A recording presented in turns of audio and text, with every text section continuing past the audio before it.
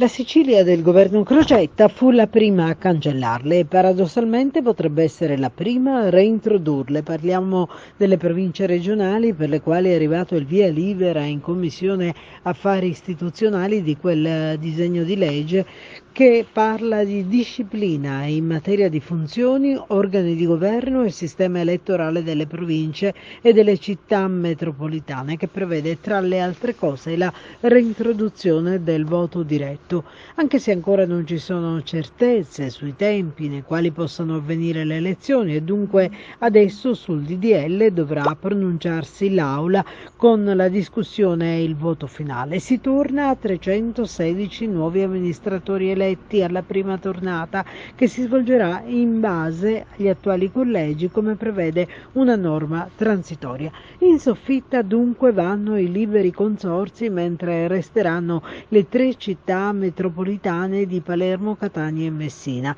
E se l'esigenza di sopprimerle era determinata da motivi economici, da più parti vengono sollevate perplessità in quanto la reintroduzione delle stesse, con un problema di fondi che rimane in emergenza assoluta, potrebbe riproporre la classica situazione del cane che si morde la coda.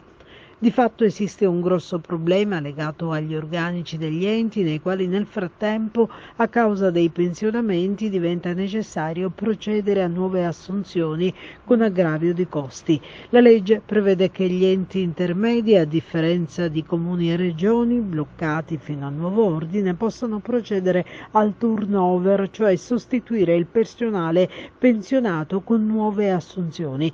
Peccato che semplicemente le risorse non ci siano. Le competenze delle province sono di fatto strategiche se solo si pensa alle migliaia di chilometri di strade provinciali dalle stesse gestite e dalle centinaia di scuole.